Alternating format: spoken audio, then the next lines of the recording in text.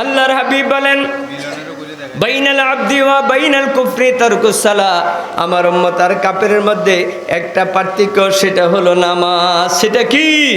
আমার বড় বাবারা, যুবক ভাইরা, খেদমতে আরজ করব, আমার নবীজি হাদিস শরীফের মধ্যে ঘোষণা করেন, ও দুনিয়ার আমার উম্মতরা শোন, আমার আল্লাহ রাব্বুল আলামিন খুব খেয়াল করেন যে আমলের কথা বলেছে, ইল্লাল্লাযিনা আমানু ওয়া আমিলুস সালিহাতি কানাত লাহুম জান্নাতুল ফিরদাউসি নুজুলা। আমার আল্লাহ কোরআন শরীফের অন্যত্র আয়াতে ইরশাদ করেন, ও ঈমানদারেরা, তোমরা যদি আমি আল্লাহর বেহেশতের মেহমান হতে চাও, তোমরা দুইটা কাজ করা লাগবে। কয়টা? দুইটা। প্রথম নম্বর হলো ঈমান আনতে হবে, দ্বিতীয় নম্বর হলো আমিলুস সালিহাত। আমার যুবক ভাইরা, বুড়ো বাবারা, আমি যে আয়াত নিয়েছি, আমার আল্লাহ যে বলছেন আমি আল্লাহর জিকির থেকে তোমরা গাফেল হইও না, এই আয়াতের তাফসিরে এসেছে আল্লাহর জিকির বলতে বোঝানো হয়েছে নামাজ। কি? আমরা নামাজ কয় ওয়াক্ত পড়ি বলেন তো? কথা কোন কয় ওয়াক্ত নামাজ পড়ি? আহারে মুসলমান, ওই দিন দেখি মাগরিবের নামাজে পড়ে লোকটাও না, মাগরিব সভাপতি সাহেব, আমরা নামাজ পড়ি বারিন্দায় দাঁড়াইছি, লোকটা দেখি 15-20 রাকাত পড়ছে মাগরিবের নামাজ। কথা বুঝছেন না কি কইছি? 15-20 রাকাত পড়ছে। আমার মনে ভাবলাম ঘটনা কি, মাগরিবের পরে যদি নামাজ বেশি পড়ে হয়তো 6 রাকাত আউয়াবির নামাজ পড়তে পারে। কথা কোন ঠিক কিনা? আপনারা পড়েননি? এই নামাজগুলো ফরজের ত্রুটি দূর করে দেয়। কন্যা সুবহানাল্লাহ।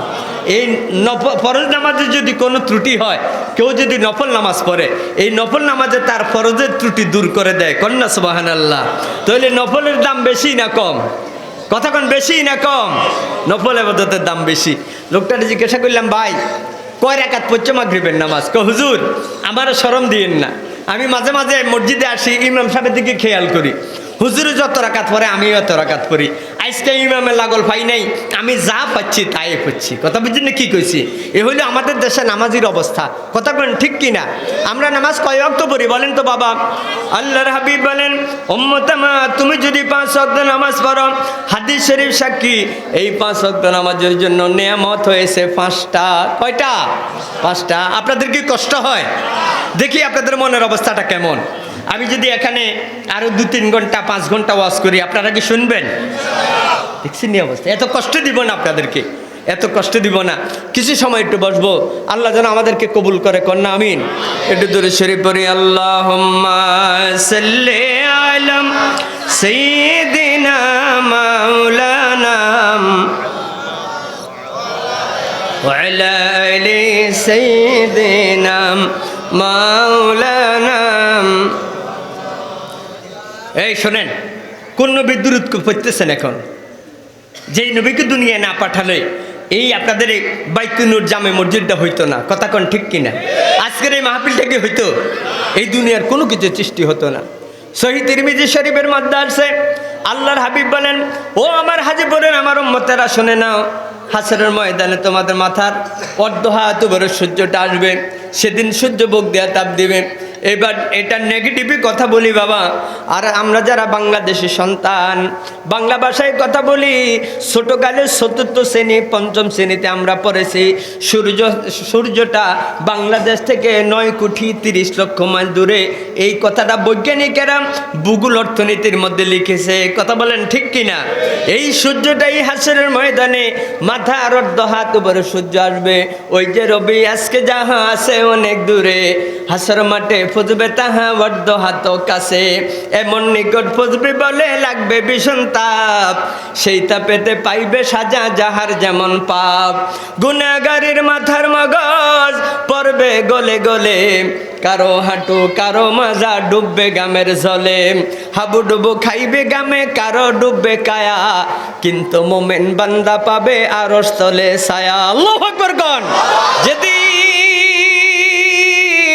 সূর্যের তাপে মানুষের মাথার মগজগুলো বাতের প্যানের মতো টকবক টকবক করে শরীর বেয়ে বেয়ে জমিনে পড়বে বাবা, ওই কঠিন বিপদে সকল নবীরা নাফসি ইয়া নাফসি করে কানবে।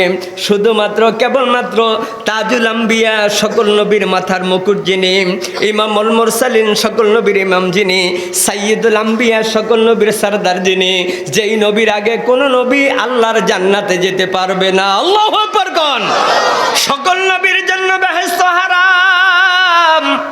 খুব খেয়াল, যতক্ষণ পর্যন্ত আমাদের নবী আল্লাহর বেহেশতে না যাবে, আগে যাবে আমাদের নবী, পেছনে পেছনে যাবে অন্যান্য নবী। ও যুবকেরা, ওই নবী হাসরের ময়দানে উম্মতের জন্য কাঁদবে। সেদিন কোনো নবীর সুপারিশ আমার আল্লাহ কবুল করবে না, শুধুমাত্র কেবলমাত্র আমাদের নবী। সুবহানাল্লাহ বলবেন না? নবীজি নামাজের সেজদায় পড়ে কাঁদবে, আমার আল্লাহ হাদিস সাক্ষী, আমার আল্লাহ বলবেন হাবিব ইরফা রাসাকাম, আপনি সিজদা থেকে মাথা উঠান, সিজদা থেকে মাথা উঠান। আপনি আমার বন্ধু, আপনার চোখ মোবারকে পানি দেখলে আমি আল্লাহ সইতে পারি না। ইসপাতুসপাম, আপনি হাজীপুরের আবদার উম্মতদেরকে, দুনিয়ার আবদার উম্মতদেরকে যার অন্তরে এক ধুলি কণা পরিমাণ ঈমান আছে, তাদেরকে আপনি বেহেশতি বলে ঘোষণা করেন, আমি আল্লাহ কবুল করব। কন্যা সুবহানাল্লাহ। যেই নবী হাসরের ময়দানে আমাদের আপন হবে, ওই নবীজির উপরে দুরূদ শরীফ পড়ার দরকার আসেনি? যে দুরূদ পড়ছেন গাড়ির মধ্যে, বাড়ির মধ্যে স্ত্রীরে, বউরে, ভাইয়েরে এক এক গালি দেয়, যদি এটা আরএফএলের স্কেলের মধ্যে ওজন দেওয়া যেত, এক একটা গালির ওজন কয়েক মন হইতো। আসেনি এরকম দুই একজন আসামি? এই কথা কইেন, আর না হইলে কইন হুজুর আমাদের বড়ুরাতে আছে, লোকটার অভ্যাস এত খারাপ, বাড়ির পাশে দোকানে গেছে চা খাইতে, দোকানদারে যখন টাকা খুঁজছে এক এক বোর, কথা বুঝছেন, এক এক গালি দিছে। লোকটার অভ্যাস এত খারাপ, শ্বশুর বাড়িতে গেছে সেখানেও করে গালি গালাজ। আপনার বলেন, কেউ যদি কাউকে গালি দেয় তার আমলনামার মধ্যে গুনাহ লেখা হয়। কি গুনাহ লেখা হয়? কি গুনাহ? কি লেখা হয়? গুনাহ। সেই গুনার নাম হলো কবিরা গুনাহ। কি গুনাহ? কবিরা গুনাহ আমলনামায় লেখা হয়।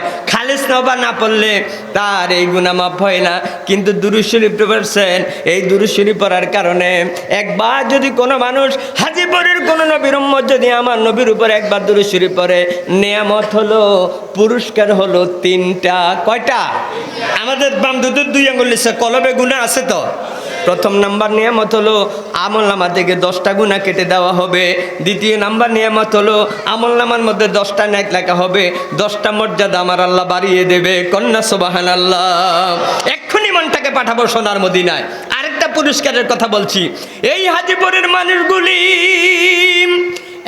একবারে চেহারা কালো, কিছু কিছু মানুষের চেহারা সুন্দর।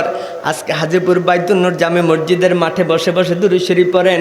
আমার নবী কয়, উম্মত চিন্তিত হইও না, আমি মদিনার মাটি বুকে নিয়ে মদিনায় শুয়ে আছি, আমি মদিনা থেকে তুমি উম্মতের দুরূদ শরীফ শুনি। সুবহানাল্লাহ বলবেন না? আমি তোমারে চিনি, তোমার বাবারও চিনি। যেই নবী মদিনা থেকে আমাদের দুরূদ শরীফ শোনে, ওই নবীজির উপরে দুরূদ শরীফ পড়া দরকার আছে তো। আমি দেখবো কার শরীরে কত বল। আল্লাহুম্মা মাওলানা মুহাম্মদ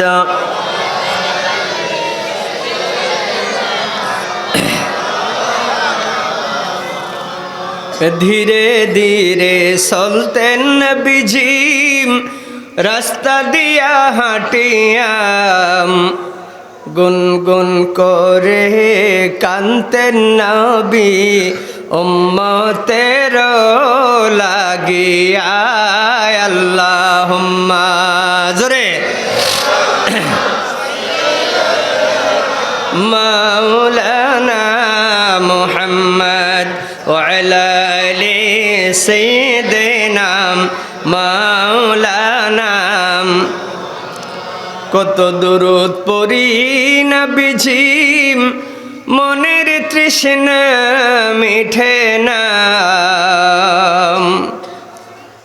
কত দুরূদ পড়ি নবীজি, মনের জ্বালা মিঠে না। ঘুমের ঘরে দেখা দিয়া মিঠাও মনের ভাষণা। আল্লাহুম্মা সাল্লিম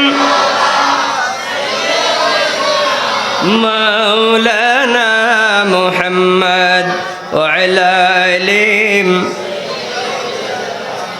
মাওলানা। সকলে বলুন আলহামদুলিল্লাহ। আমার যুবক ভাইরা, আমার বুড়ো বাবারা, ওই নবীর দুরূদের কথা বলছি যেই নবীর নামে আমাকে আর আপনাকে কবরে রাখা হয়। কথা কোন ঠিক কিনা?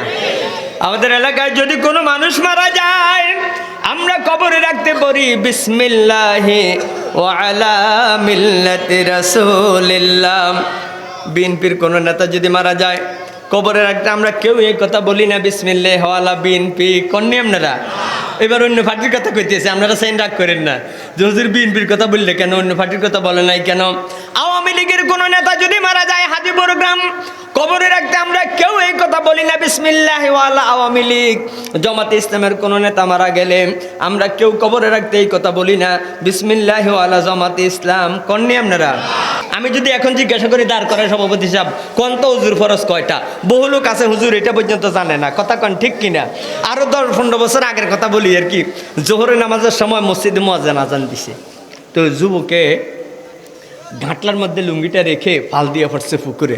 আমি বললাম, যুবক তুমি একটা মুসলমানের ছেলে, অথচ তুমি গোসলের ফরজটা আদায় করো নাই। যদি তুমি গোসলের ফরজ আদায় না করো তোমার গোসল হবে না, গোসল যদি না হয় তোমার উজু হবে না, উজু যদি না হয় তোমার নামাজ হবে না, সব বৃথা। কথা কন ঠিক কিনা?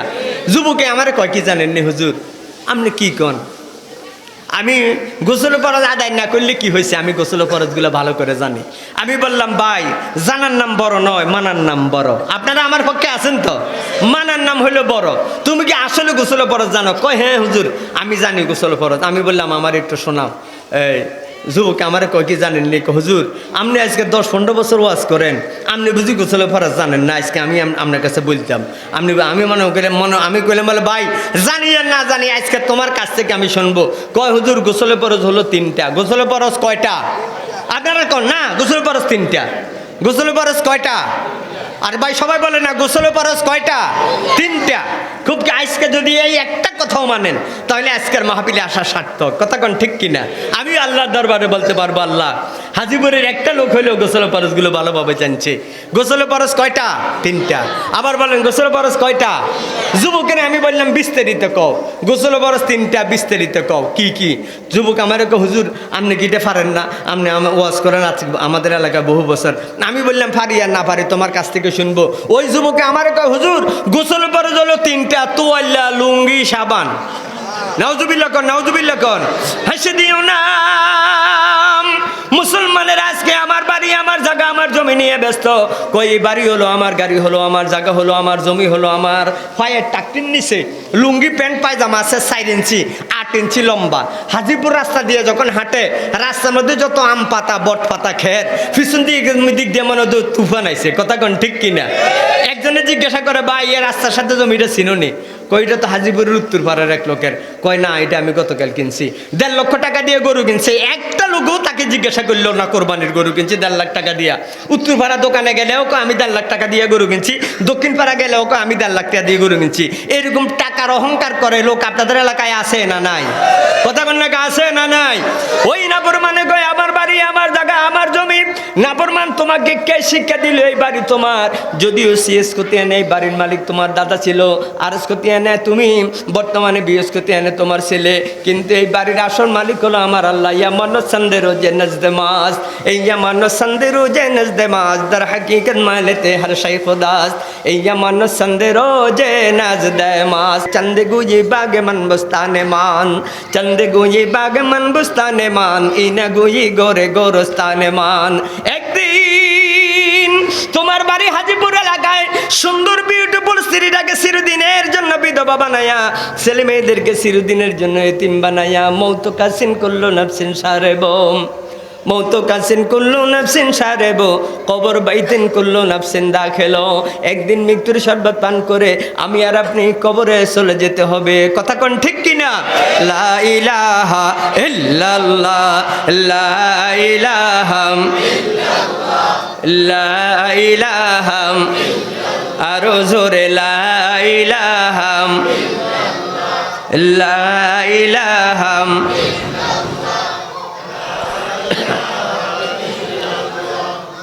পাখির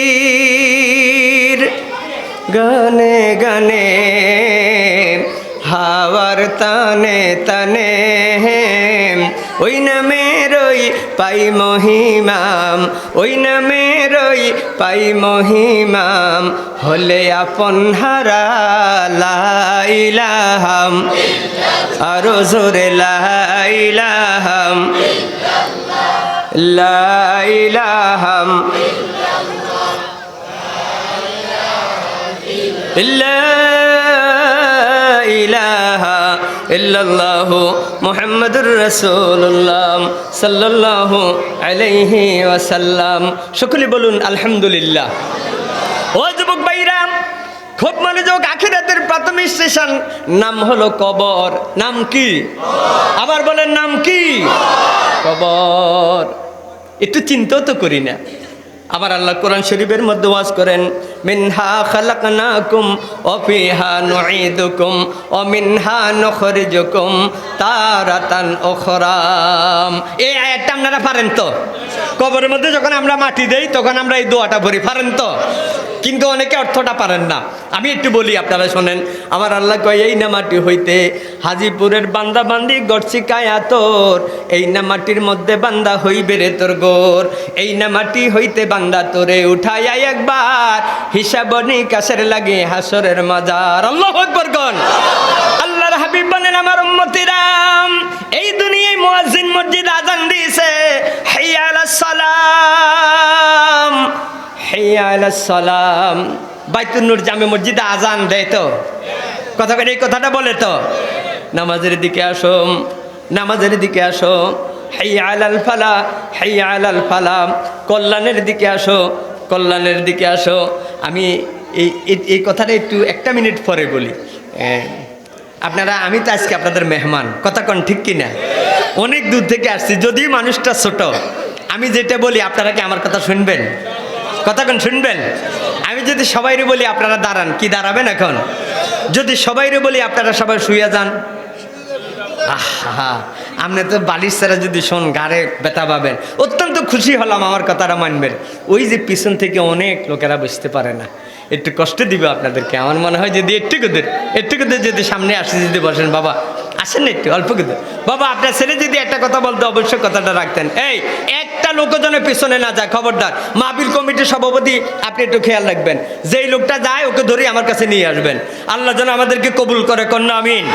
আরো জোরে বলুন আমিন। সকলে বসে পড়ি। আমার যুবক ভাইরাম, আমার বড় বাবারাম, মুয়াজ্জিন যখন মসজিদ আজান দেয়, হাইয়া আলাস সালাহ, নামাজের দিকে আসো।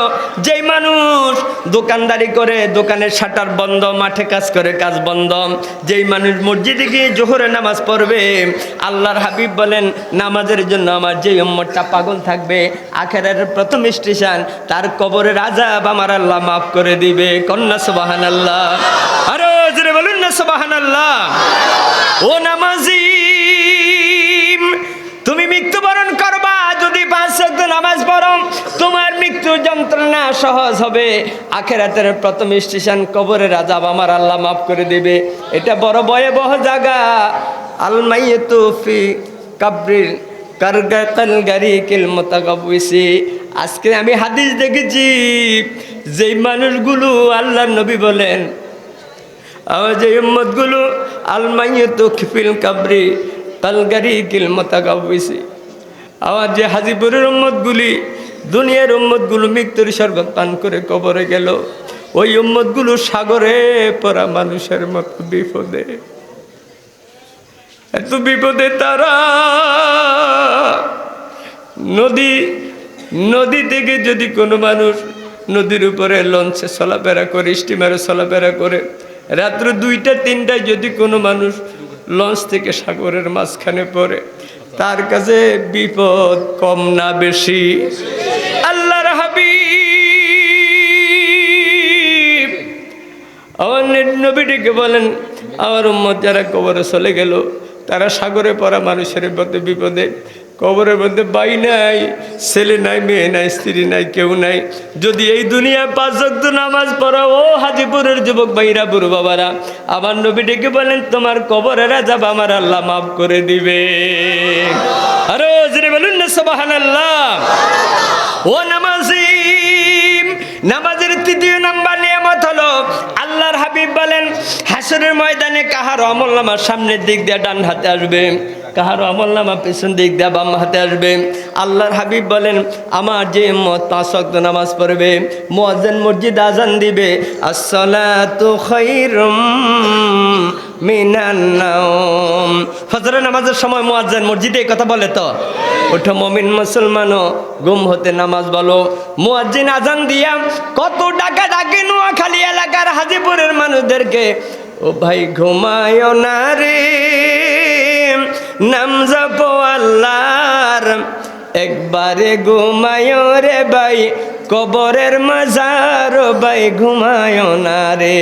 ঘুমায় 8টা 9টা ঘুম থেকে উঠে, অনেকের ঘরের দরজা 8টার আগে ঘরের দরজা পর্যন্ত খোলে না, এরকম লোক আপনাদের এলাকাতে নাই? আল্লাহ যেন তাদেরকে হেদায়েত দেয়, কন্যা আমিন। আল্লাহ নবী বলেন, আমার যে উম্মত 5 ওয়াক্ত নামাজ পড়বে, হাসরের ময়দানে তার আমলনামা ডান হাতে আসবে।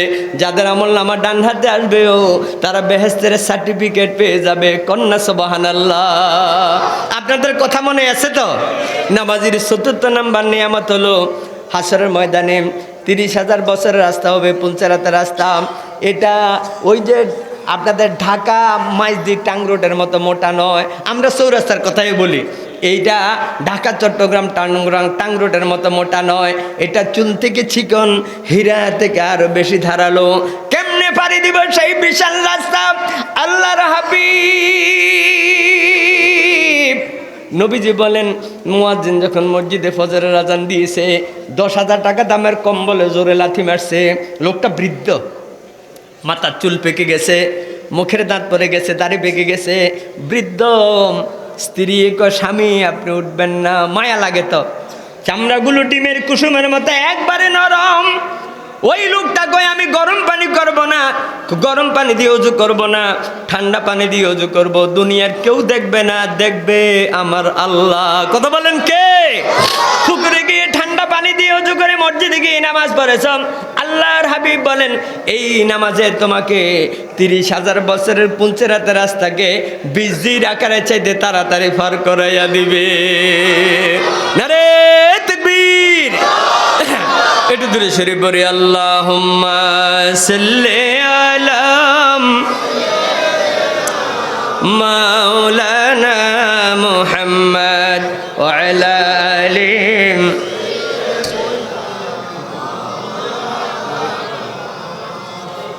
আল কোরআনের আলো নিয়ে আসলেন নবী এ ধরায়, সারা জাহান এতিম বানাইয়া শুয়ে আছেন মদিনায়। আল্লাহুম্মা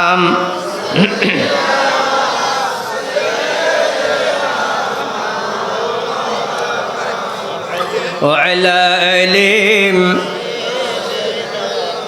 মাওলানা। সকলে বলুন আলহামদুলিল্লাহ। নামাজের 5ম নাম্বারে নিয়ামত হলো, আল্লাহ রাব্বুল আলামিন বলেন, হাবিব এই দুনিয়ায় যারা আমি আল্লাহর গোলামি 5 ওয়াক্ত নামাজ পড়বে, তাদেরকে বিনা হিসাবে আমি আল্লাহ রাব্বুল আলামিন তাদেরকে আমি আল্লাহর জান্নাতুল ফেরদাউসের মেহমান বানাইয়া দিব। কন্যা সুবহানাল্লাহ। আরো জোরে বলুন না সুবহানাল্লাহ। আপনারা কি বেহেশতে যাইতে চান? কি সবাই চান? কারা কারা চান একটু হাত তোলেন। নারে তাকবীর, নারায়ে তাকবীর। হয় না, আরো জোরে, নারায়ে তাকবীর। কোরআন সুন্নাহর আলো, কোরআন সুন্নাহর আলো, নারায়ে তাকবীর। হাত নামান, আল্লাহ যেন কবুল করে, কন্যা আমিন।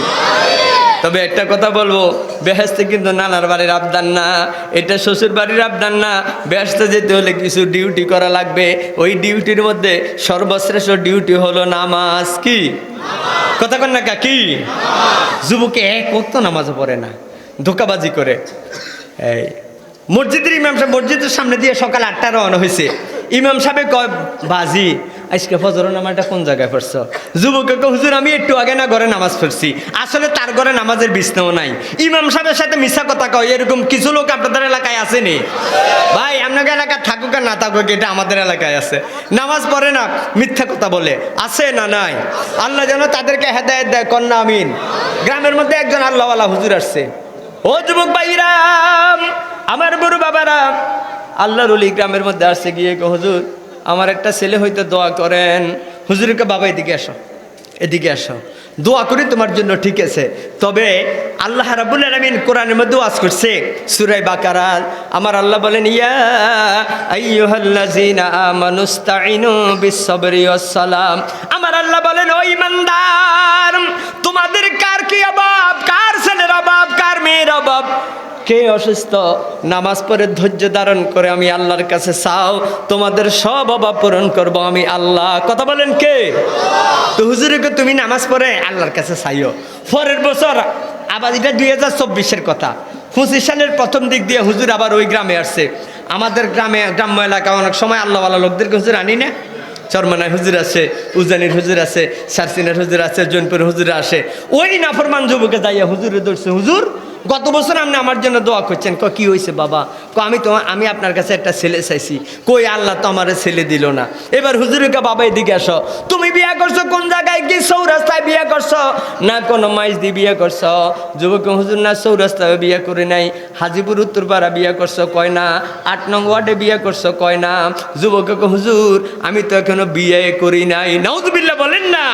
ও যুবকেরাম, বাড়ি হলো হাজিপুর এলাকায়, জমি আছে একখানি, 1 ঘন্টা জমিতে রিখেত করে না। ওই লোকটা যদি ধানের আশা করে সেটা যেমন পাগলামি।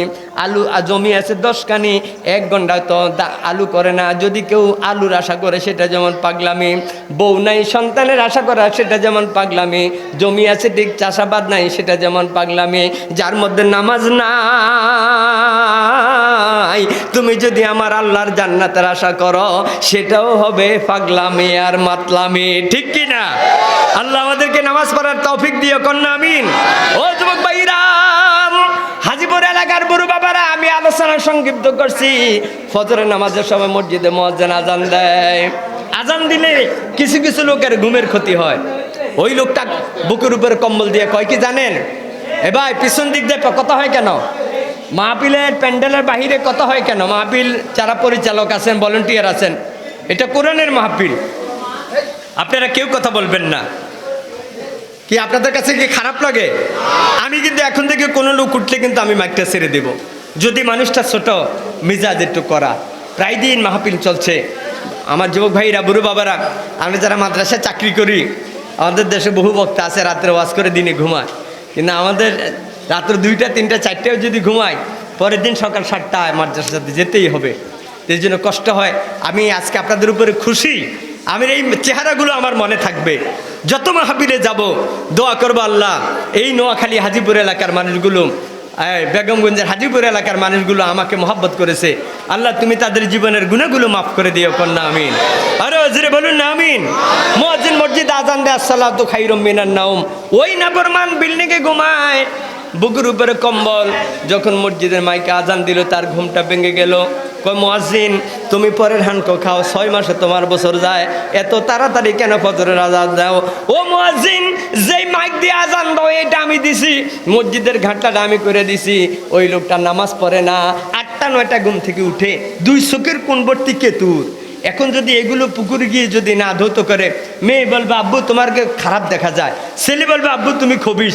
এর জন্য পুকুরের দরজা গিয়ে 1-1.5 হাত পানির থেকে দূরে, হাতের কয়েকটা আঙ্গুল পানির মধ্যে ভিজাইয়া পানির টেস্ট করে, পানি তুমি কেমন আছো, কি করে সোরার করে সোলা পানির টেস্ট করে, পানি তুমি কেমন আছো। বেনামাজি ও হাজিপুর এলাকার যুবক ভাইরা, কুমিল্লা জেলার বরুড়া উপজেলা থেকে আমি মিজানুর রহমান মনিরি ফতুয়া দিয়ে গেলাম। এই দুনিয়ায় ধোকায় পরে আমি আর আপনি আল্লাহকে বলে গেছি, অথচ রাত্রিবেলা গাছের ডালে পাখি থাকেনিও। মুয়াজ্জিনের আজানের বাণী শুনে ঘরের পাশে ছোট্ট একটা ঘর বানাইয়া রাখছে, যাকে আমরা বলি খোয়ার। ওই খোয়ারের মধ্যে ছোট মোরগটাকে কে জাগাইয়া দিল? ছোট মোরগটা কুহু কুহু করে ডাকে। মুফাসসিরিনে কেরাম কয়, এই ছোট মোরগটা আমার আল্লাহর নামে তাসবিহ পড়ে, সুবহান কুদ্দুসুন, আল্লাহু আকবার কোন। গাছের ডালের পাখি। মুয়াজ্জিন যখন আজকে একটু জিকির করে লা ইলাহা ইল্লাল্লাহ।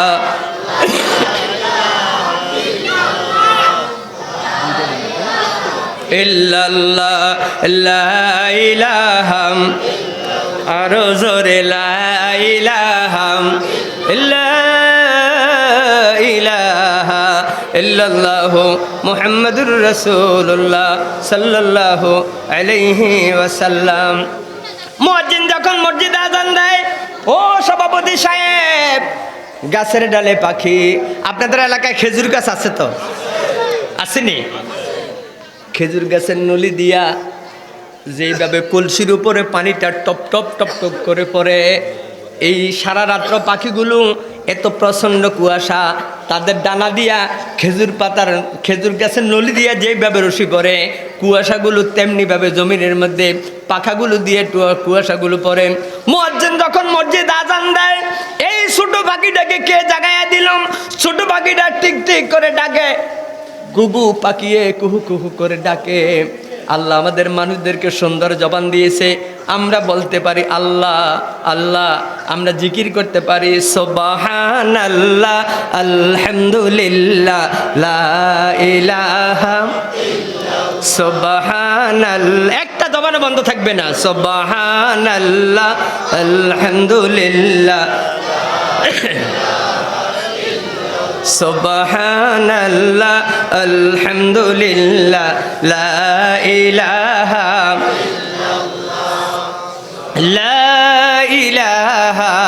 ইল্লাল্লাহু মুহাম্মাদুর রাসূলুল্লাহ সাল্লাল্লাহু আলাইহি ওয়াসাল্লাম।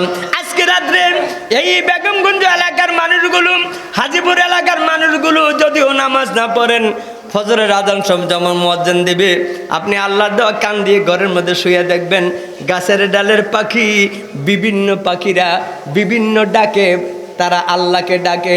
বলবেন মনিরি, আপনি কুমিল্লা জেলার বরুড় উপজেলা থেকে এসে ফতুয়া দিচ্ছেন, আমরা আল্লাহর দেওয়া কান দিয়ে শুনি তারা টিক টিক করে। আপনি বলতেছেন তারা আল্লাহর নামের জিকির করে, এটা আমার কথা নয়, আল্লাহর নামের জিকির করে, এই কথা হলো আমার আল্লাহর। কার? আমার আল্লাহ বলেন সাব্বাহা লিল্লাহি মা ফিস সামাওয়াতি ওয়াল আরদ, আসমান জমিনের যাহা কিছু আছে সকল কিছু আমি আল্লাহর নামের জিকির করে। ও হাজীপুর এলাকার যুবক ভাইরা, এই পাখিগুলো, তুমি হয়তো বিল্ডিংয়ে থাকো, টিনের ঘরে থাকো, রাত্রি শেষাংশে এই পাখিগুলো হাজীপুর এলাকার মানুষদেরকে ডাক দেয়, কয় ওঠো মুমিন মুসলমান, ঘুমায় না, আমরা পাখিরা সব জেগে করি জিকির আল্লাহর। আল্লাহু আকবার কোন। এই পাখিগুলো আমার আল্লাহকে ডাকে, আর আমরা দুনিয়া পেয়ে আল্লাহকে বলে গেছি, আল্লাহ আমাদেরকে 5 ওয়াক্ত নামাজ পড়ার জন্য তৌফিক দিও। কোন আমিন? আরো জোরে বলুন আমিন। আমার যুবক ভাইরা, আমার গুরু বাবারা, গুরু দেখে কোনো কথা বলি না কোথাও, যদি কোনোদিন সময় পাই আপনাদেরকে 2-3 ঘন্টা কথা বলে শোনাবো। আমি অত্যন্ত খুশি, আমার মাহফিল থেকে মানুষ মাইনাস হয় নাই, প্লাস হয়েছে। কথা কোন ঠিক কিনা? এই গভীর রাত্র 10টার অনেক উপরে বেজে গেছে। এখন আমি আমার জন্য বলবো না, আল্লাহর ঘরের জন্য একটু খেদমত করব।